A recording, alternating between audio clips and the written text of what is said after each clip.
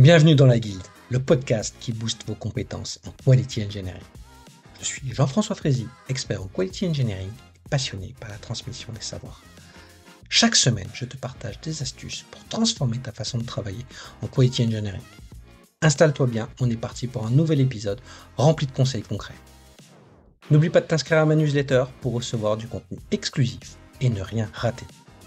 Chaque semaine, je te livre des méthodes actionnables, des outils efficaces et des stratégies sur les meilleures pratiques du moment, avec des formats courts, pratiques et accessibles à tous. Alors abonne-toi maintenant pour ne rien rater. Bienvenue sur ce 4e épisode de la Guilde. On va parler de DevOps et de QM et surtout de collaboration et de culture qualité, toujours avec Julien Danjou. On va essayer d'explorer les aspects culturels qui sont nécessaires pour une collaboration efficace entre tous les profils de l'équipe, et je sens dire entre les profils DevOps et les QA. C'est souvent ça, lorsqu'on amène les QA, le but c'est quand même de toujours casser les silos. À la base, le DevOps, c'est quand même une philosophie. C'est comment on essaie de casser les silos et comment essayer de comprendre comment les autres travaillent, quelles sont leurs contraintes, pour pouvoir essayer de travailler ensemble et de mieux délivrer ensemble. Donc c'est pas toujours évident. Toi, comment t'as réussi à instaurer cette culture nécessaire pour favoriser une collaboration la plus efficace possible? Je pense que j'ai toujours eu un petit biais sur le côté QA où j'ai vu beaucoup de choses pas fonctionner en QA parce que c'est un peu la dernière roue du carrosse. Dans mes expériences présentes et passées, j'ai toujours essayé qu'il n'y ait pas de QA, en tout cas qu'il n'y ait pas d'étiquette de QA, surtout sur les gens. Parce que sinon on se retrouve vite avec des profils par exemple ou une partie carrément enfin, de l'équipe ou autre qui est en bout de chaîne en fait, très loin en bout de chaîne à la fin quand c'est déjà trop tard et en fait c'est pas une bonne chose. Donc j'ai plutôt tendance à me dire ok, la QA en fait c'est pas un rôle d'une personne, un peu comme le DevOps finalement, mais c'est pas un rôle d'une personne dédiée, c'est un truc qu'on doit intégrer et tout le monde doit en faire partie. Donc que tu as des gens qui C'est soient une activité de... ouais, Il y a un des gens combattant. qui soient experts, c'est-à-dire qui maîtrisent mieux les outils, les technos, les process, ok.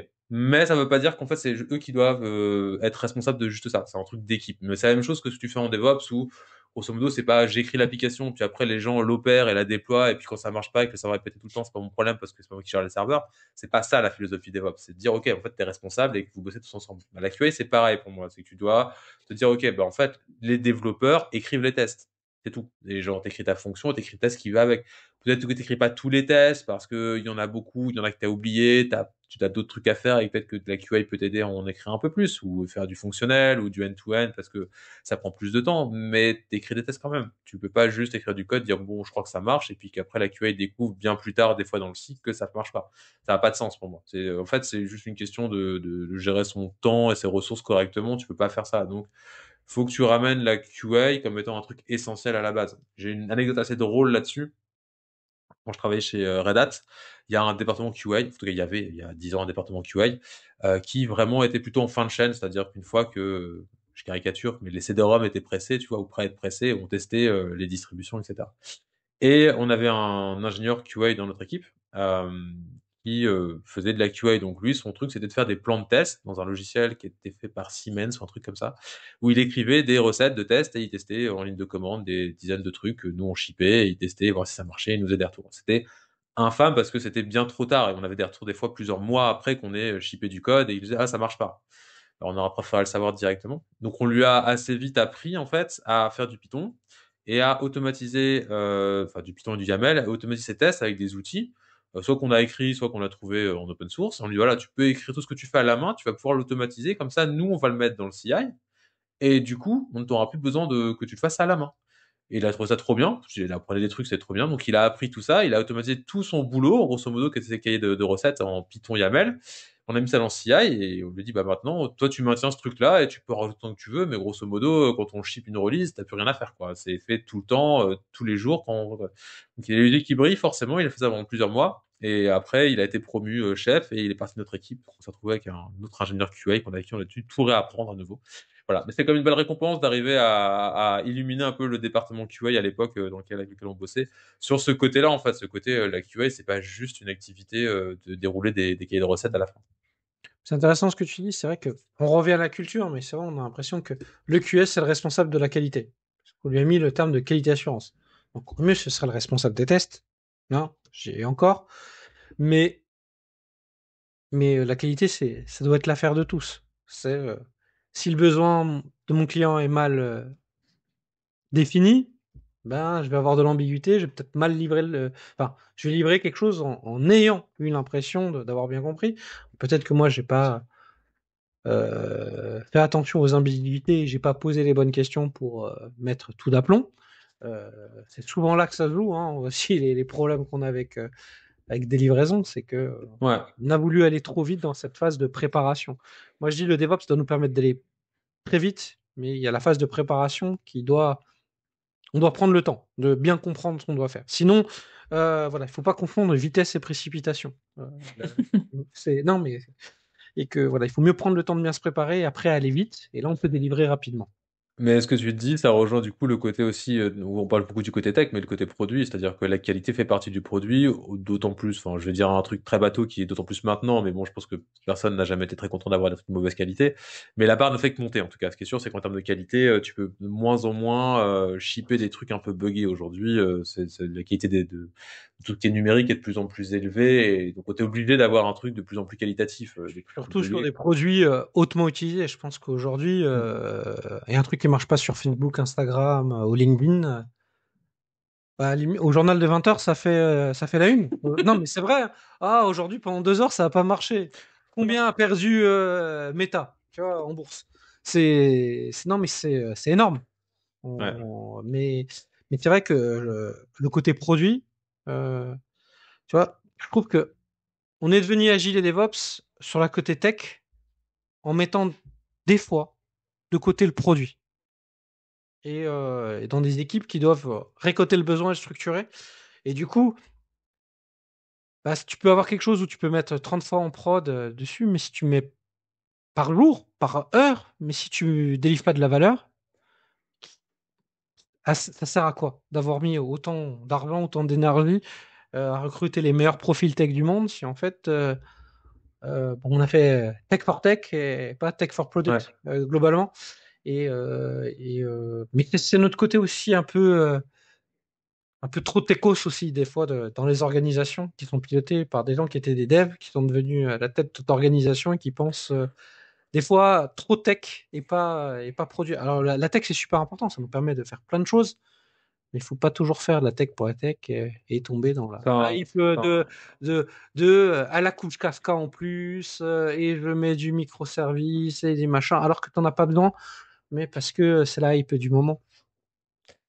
ouais, c'est un problème que je trouve être assez français pour ma part, en tout cas de par mon parcours, où j'ai assez remarqué ça, où on a un côté qui est cool, hein, parce qu'on a des super ingénieurs en France, mais on a ce côté qui est très tech, et le côté produit est très difficile à pas à faire comprendre, mais ça s'apprend, mais c'est pas un truc qu'on apprend finalement, parce que c'est vrai que c'est aussi un sujet un peu différent, mais on a vite ce côté, ouais, comme tu dis, tech pour la tech, ce qui est bien, mais du coup, c'est le côté absence de ROI en fait qui me gêne dans le côté tech pour tech. C'est-à-dire que c'est vachement bien de s'amuser à réécrire un truc qui existe déjà ou à dire oh je vais pas prendre ce truc open source, je vais le faire moi-même parce qu'en fait je le ferai vachement mieux. Ouais mais ça va te prendre 6 mois, c'est pas vraiment intéressant. Le ROI il est négatif quoi. Et du Oui, coup t'es on va pas sûr faire de ça. faire mieux, hein. Des fois, c'est l'ego qui parle, hein. C'est pas Aussi. Mais euh, du coup, c'est ce côté-là, en fait. C'est de pas être assez pragmatique et de dire, OK, mais c'est quoi le but, en fait? Donc, c'est aussi souvent un problème de junior, parce que je pense que quand tu matures, tu finis par comprendre que, bon, en fait, OK, on peut faire tout ce qu'on veut, mais maintenant, qu'est-ce qu'on fait d'intéressant et qu'est-ce qu'on fait qui, comme tu dis, va shipper de la valeur, etc.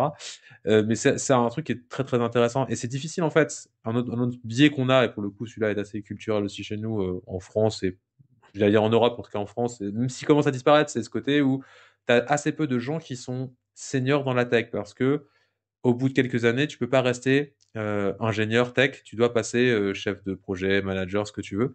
Ce qui fait qu'en fait, là où tu commences à avoir des gens qui ont compris que bon, la tech pour la tech, c'était pas ça, que le côté produit était intéressant, qu'il fallait faire attention à pas réinventer la roue pour le plaisir, En fait, c'est des gens qui vont juste changer de poste et être sur une autre branche. Et donc, du coup, tu as assez peu de gens, finalement, ça tend à changer, heureusement, qui sont très seniors et très tech. Ouais, mais après, je pense que plus, c'est culture d'entreprise. Moi, j'ai vu des projets où il y avait des tech leads qui me disaient il faut qu'on crée de la business value, il faut qu'on fasse les choses bien, il faut qu'on comprenne mieux le besoin pour pouvoir le délivrer. Et le point de blocage qu'ils avaient, c'est qu'ils avaient des équipes métiers qui étaient totalement décorrélées du développement du produit. Et, euh, et en fait, ils se retrouvaient avec des demandes qui changent tous les 4 matins, avec des changements. Et en fait, c'était pas les mêmes équipes, tu vois. Mhm. C'était carrément un fossé énorme. Et ouais, t'as beau avoir un proxy PO, machin, mais c'est pas l'huile de Nordor, Ouais, tu vois. Et globalement, je trouve qu'il y a peut-être un métier qui n'a pas totalement encore évolué, malgré le fait qu'il y ait eu Scrum, qu'il y ait eu plein de certifs ou quoi. C'est sur la vision produit tech dessus, euh, qui n'est pas totalement unifié, je ne sais pas si c'est le bon terme, mais qui permet de vraiment collaborer ensemble et de se dire, quand il y a un tech dit, faut faire cette refacto parce que c'est indispensable et pas parce que c'est la hype. Parce que là, ce que ouais, vous avez demandé de faire, si on le fait là tout de suite, on va s'acheter une dette technique qui va coûter tellement cher à la boîte que ça n'a pas de sens de le faire comme vous le voulez tout de suite là-dessus. Il faut peut-être décaler. Des fois, on parle de décaler d'un mois une mise en prod hein, sur un truc. Hein. On ne parle pas de 2 ans. Hein. Mais non, c'est tout de suite, tout de suite. Et c'est vrai que le DevOps, ça donnait cette illusion qu'il faut délivrer immédiatement, tout de suite, sinon on va perdre un marché. Alors, je suis d'accord que c'est hyper concurrentiel et qu'il faut délivrer rapidement, et, tout en créant de la valeur, mais des fois, on met la vitesse de livrer une feature pour gagner un marché beaucoup trop haut par rapport à ce que peut vraiment apporter la feature. Mhm. Et ça, c'est pas facile à juger, hein, globalement. Hein, Non, c'est c'est pas difficile. évident. Hein. Donc, mais c'est là que c'est là que ça devient compliqué. Mhm.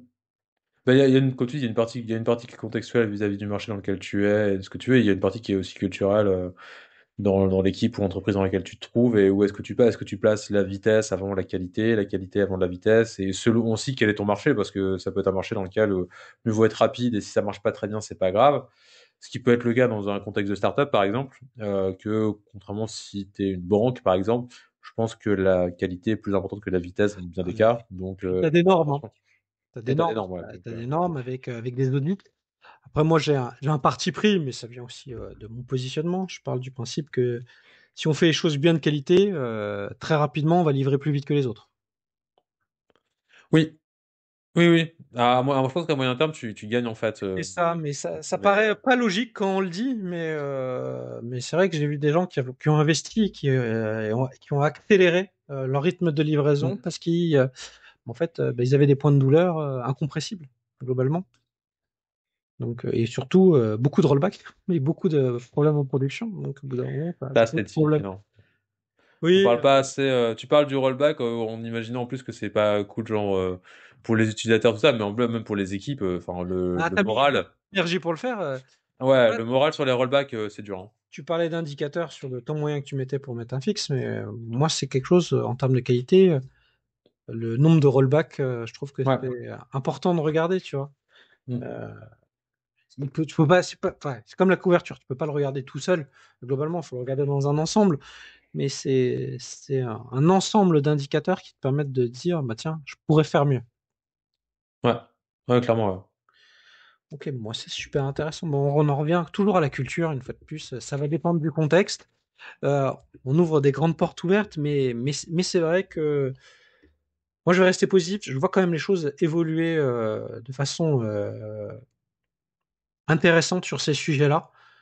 Ça évolue, donc on va voir. Il y a quand même des coupes budgétaires non négligeables. En 2024, on va voir ce que ça va donner sur les livraisons qui vont arriver au premier trimestre 2025. Sur tous les projets. Mais il y a quand même, bon, moi je reste confiant et il faut continuer au-delà de la culture, à propager la bonne parole pour que les gens aillent au-delà d'outillage et collaborent les uns avec les autres. Merci Julien pour tes retours sur ce côté qualité, collaboration et culture. Au prochain épisode et dernier épisode, on va essayer de parler un peu de conseils pour bien se lancer sur du DevOps, de la CI/CD, avec la qualité au centre des débats. Restez avec nous pour ce dernier épisode. Merci d'avoir écouté cet épisode. C'est grâce à toi que la guilde continue de grandir. Si tu as aimé, n'hésite pas à partager autour de toi et à laisser un avis 5 étoiles sur ta plateforme préférée. Je te donne rendez-vous au prochain épisode avec encore plus de conseils pour booster tes compétences.